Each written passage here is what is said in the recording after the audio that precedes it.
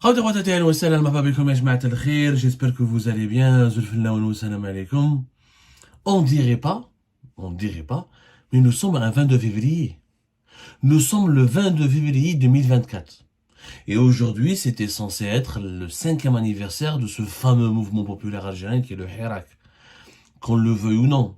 En dépit de son bilan, ou là de ses échecs, ou là de son héritage, ou là de ce qui s'est passé après, en Algérie, il n'en demeure pas moins que le Hirak a été une magnifique expérience populaire, une magnifique expérience politique, une magnifique démonstration de force d'un peuple qui était uni en dépit de toutes ses divisions, malgré toute sa diversité immense, malgré les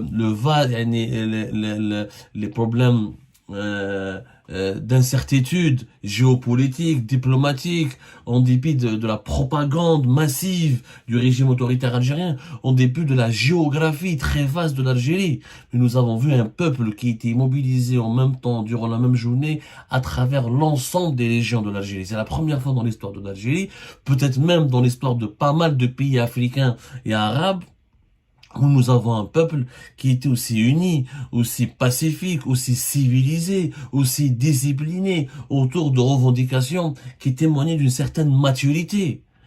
Indépendance de la justice, transition démocratique, alternance au pouvoir, justice sociale, égalité des droits, etc., etc.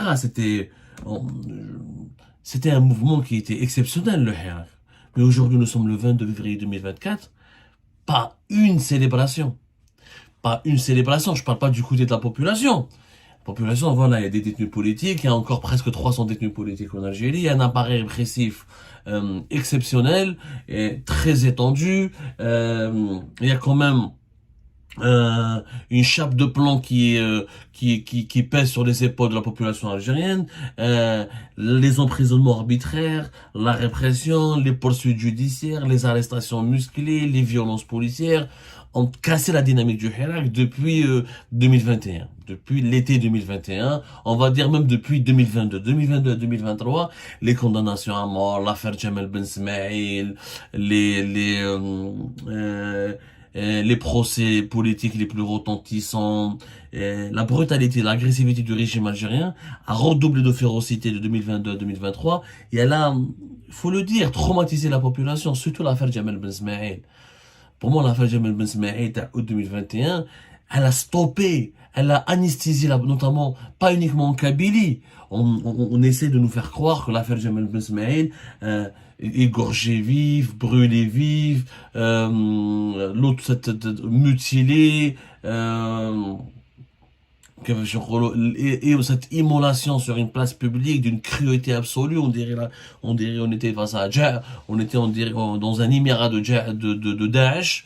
Elle n'a pas traumatisé uniquement la Kabylie, qui est la région la plus contestataire, qui était l'un des cœurs battants du Hirak, pour ne pas dire le cœur battant du Hirak, notamment après, lors de la reprise du Hirak post Covid-19, à partir de février 2021, le cœur battant c'était la Kabylie, Bjaya, Bouira, c'était des wilayas extra, notamment Bjaya qui s'est retrouvé comme étant la capitale de la contestation, alors que les autres régions du pays avaient du mal à reprendre un petit peu les grandes marches du Hirak, à cause des divisions de ce mouvement, des incertitudes qui planaient autour de son leadership, de son agenda, de ses intentions, et face à une propagande hyper violente du régime algérien et un appareil répressif. Je finis les violences policières à Oran, des violences policières à Alger, c'était pas évident. En 2021, reprendre le Hirak, c'était un risque et une mésaventure. C'était même une prise de risque, un danger avéré. Mais bon, l'affaire Jamal Ben Smaïl, c'est elle qui a stoppé réellement le Hirak. C'est pas la répression policière. Parce que les Algériens et les Algériens ont eu peur. Oh, regardez ce qui s'est passé. Et c'est vrai que l'émulation de Jamal Ben Smaïl n'avait pas de lien en soi avec le Hirak. C'était à cause des feux de forêt, les tueries du complot, etc. Mais, en réalité, elle avait un lien avec la propagande. Parce qu'on a fait croire aux Algériennes et aux Algériens que quelqu'un a brûlé une forêt, il n'était pour rien, et les gens, dans un moment de détresse et de panique, ont cédé à cette rumeur, et la passivité, pour ne pas dire la complicité des services de sécurité de la DGSN, de l'époque de Farizeddine Benchir, quand même. Ce patron de la police algérienne aura marqué avec un sceau indélébile, mais le sceau de la cruauté, de la méchanceté, de l'hypocrisie, de la mauvaise foi, l'histoire de l'Algérie, de la police algérienne. Donc ça s'est passé à son époque, je le rappelle quand même. C'est cette capacité à manipuler, à utiliser les émotions d'une population en détresse et à entraîner certains individus dans des crimes irréparables, filmer, diffuser massivement sur les réseaux sociaux, et ça crée un électrochoc. C'est l'électrochoc qui a été créé par l'affaire Jamal Ben Smaïl, qui a traumatisé la population algérienne, qui a commencé à se dire il vaut mieux ne pas contester, il vaut mieux ne pas aller dans les rues, et pour ne pas provoquer une guerre civile, pour ne pas provoquer des crimes similaires, pour ne pas provoquer des violences qui pourront finalement mettre en péril la sécurité du pays. هذه هي l'affaire à Jabal Ben Ismaïl, qui a eu un impact. Son bas de la Kabylie a été anesthésiée. La Kabylie anesthésiée, ensuite, l'émotion qui s'est propagée à travers tout le pays a fait en sorte que les gens renoncent finalement à la contestation dans les rues. Par peur vraiment de provoquer des drames et des tragédies qui pourraient diviser le pays ou aggraver l'insécurité dans le pays.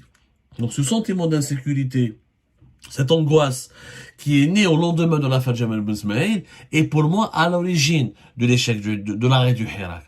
Deuxième raison, c'est qu'il n'y a pas eu de leadership, il n'y a pas eu de projet politique, il n'y a pas eu de feuille de route claire, l'opposition ne s'était pas solidifiée, ne s'était pas réunie, il y a eu des tentatives et des initiatives politiques de certains partis de l'opposition algérienne, mais qui n'ont pas été suffisamment séduisantes ni convaincantes, donc pas de direction politique claire, ça a échoué. Et puis, on a un régime autoritaire, très répressif, qui a infiltré les rangs du Hirak, qui a infiltré les rangs de l'opposition, et qui a profité de ces divisions pour affaiblir ce beau mouvement populaire. Mais ceci dit, est-ce que c'est une raison pour ne pas célébrer le Hirak? Est-ce que c'est pas grave en soi que Chef Tebboune, quand même, il est au pouvoir grâce au Hirak? Habib Majid Tebboune, s'il n'y avait pas le Hirak de 2019, il aurait été en prison. Saïd Bouteflika, Habib Dakhlo. Le fils, quand il n'y avait pas le Hirak de 2019, Khaled Tebboune aurait été encore en prison dans l'affaire d'Al-Bouchi. L'actuel régime, s'il n'y avait pas le Hirak, Chengriha n'aurait pas été au pouvoir. Chengriha aurait été maintenant à la retraite, ou là aurait été lui-même en prison, parce que Gaï Salah voulait le mettre en prison lui aussi, hein. Il faut arrêter. Donc, tous les décideurs actuels qui sont au pouvoir doivent leur ascension au Hirak. Comment ça se fait que un 22 février 2024, durant les deux premières années, voire les 3 premières années du mandat de Tebboune, on parlait de Hirak Moubarak, on saluait l'esprit du Hirak, on considérait que le Hirak était le sauveur du pays, c'est grâce à Hirak que l'Algérie n'a pas été divisée, qu'elle n'a pas été vendue aux oligarques, qu'elle n'a pas été privatisée par un club de dirigeants riches, de milliardaires riches, au service du frère de Saïd Bouteflika. On parlait d'une Algérie qui était sous l'emprise des pouvoirs non constitutionnels. Alors pourquoi le pouvoir actuel ne célèbre pas le Hirak? Pourquoi ce 22 février 2024, il n'y a pas eu une réunion, il n'y a pas eu une conférence, il n'y a pas eu un meeting, il n'y a pas eu un discours d'Abdel Majid Tebboune, il n'y a pas eu une mesure, il n'y a pas eu un message. Ouelou, c'est passé inaperçu. Alors les choufoulium, makayin ouelou. Même la presse algérienne n'en parle pas de cet anniversaire. Aux oubliettes le Hirak. Allez, parce que c'est bon, le pouvoir algérien, ça lui sert à rien de manipuler ou là d'invoquer ou là de faire de la propagande sur le dos du Hirak. Ça ne lui sert à rien. La rue, elle est contrôlée, les manifestations se sont arrêtées, la colère populaire, pour le moment, elle est contenue, et le pouvoir algérien, il a d'autres problèmes maintenant. Il a d'autres chats à fouetter. La Kabylie, elle s'est calmée. Donc, les détenus politiques sont en prison, il n'a pas besoin de gracier ou là, de sortir des détenus, ou là, de libérer des journalistes, ou là, de libérer Mustafa Benjemaah, ou là, Khaled Darni, ou là, certains militants accusés, ou là, certains militants, d'autres militants du Hirak, il n'a pas besoin ou là, certains opposants, il n'a pas besoin de les remettre en liberté, il n'a plus de rapport de force avec l'intérieur. Le front interne, le régime algérien croit savoir que le front interne s'est totalement soumis.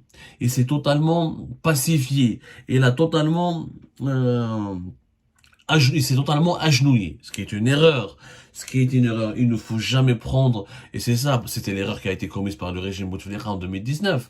En 2019, les partisans du régime Bouteflika, alors Tata Ahmadou Yahya, pensaient que la rue était contrôlable, maîtrisable, qu'avec les services de sécurité, la sécuritocratie du régime pourrait mater n'importe quel mouvement de révolte. On a bien vu comment le Hirak a bousculé le régime de Bouteflika et comment le Hirak a aggravé les dissensions au sein du régime de Bouteflika et ça a permis à l'armée ensuite de renverser le régime Bouteflika avec une facilité déconcertante. Donc, le régime algérien actuellement, il est dans une phase de certitude. C'est bon, nous contrôlons la rue, nous maîtrisons la rue, l'opposition a été étouffée, les opposants les plus virulents ou ont été forcés à l'exil, ou ils sont à l'étranger et on essaie de les neutraliser, ou ils sont neutralisés parce qu'ils ont été emprisonnés, ou ils sont placés sous contrôle judiciaire, surveillés et suivés chaque jour par les policiers et les gendarmes, et toute personne ne peut parler. La presse, elle a été domestiquée, la presse a été domestiquée, elle a été même, comment dirais-je, servilisée. Genre, voilà, c'est une presse,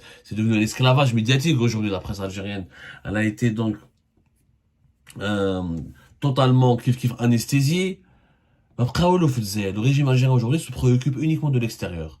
Le problème avec les Émirats, le problème avec le Maroc, le problème avec l'Occident, le problème avec les États-Unis d'Amérique et l'Union européenne, la question, les problèmes géopolitiques au niveau du Mali, du Niger, de la Mauritanie, de la Libye. Le régime algérien croit savoir qu'à l'intérieur du pays, tout est sous contrôle, tout est calme, tout lui est acquis. Attention. Et c'est pour cette raison que il n'a plus besoin d'utiliser du Hirak, il n'a plus besoin de parler du Hirak Moubarak, ils n'ont plus besoin d'utiliser l'héritage du Hirak, ils n'ont pas besoin de caresser dans le sens du poil les masses populaires qui ont été mobilisées un certain 22 février 2019. Ils n'ont plus besoin de cet instrument, de cette instrumentalisation ou de cette évocation.